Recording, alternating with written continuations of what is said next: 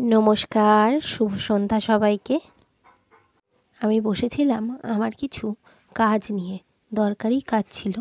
সেগুলো করতে করতে হঠাৎ নিচে চোখ গেল। খুঁজে পাচ্ছিলাম না, অনেকক্ষণ থেকে আওয়াজ পাচ্ছি না, খেয়ালও করিনি যে কী করছে।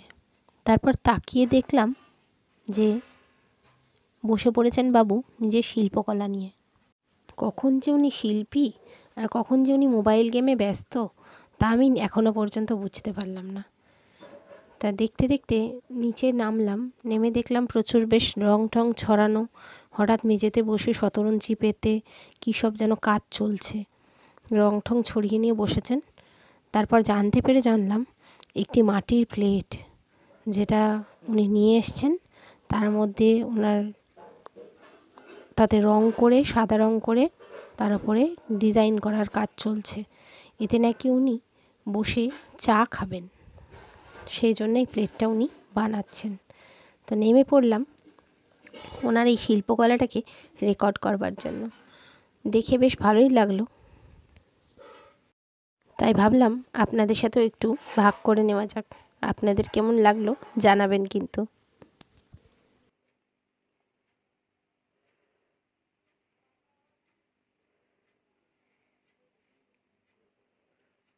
বাবি, কি করছিস? মাটির একটা ছোট্ট প্লেটের ওপর রং করছি। এই দেখুন আমার শিল্পী, ক্ষুদে শিল্পী, কখন যে কোন কাজে মন দেয় তা স্বয়ং ঈশ্বরও জানেন না। কখনো মোবাইল গেমে মত্ত, তো কখনো তুলি আর রং নিয়ে ব্যস্ত।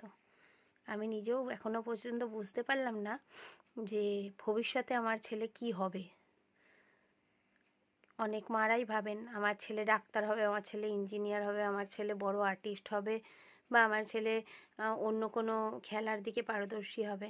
কিন্তু আমি এখনও এনাকে বুঝতে পারিনি যে ইনি ঠিক কী হতে চান। কখনো ইনি শিল্পী হন, কখনো বদমাইশি করে সারাদিন মোবাইলে গেমে ব্যস্ত থাকেন, তখন হাজার কেউ কিছু বললেও কোনো কথা শোনেন না।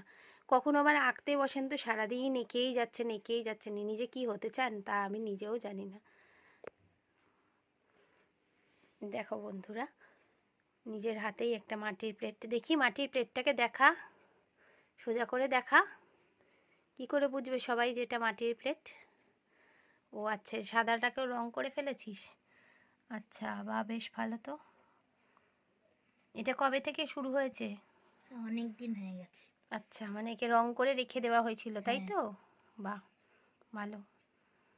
ঠিক আছে, বানা সুন্দর করে, তারপর আবার সবাইকে নয় দেখাবো।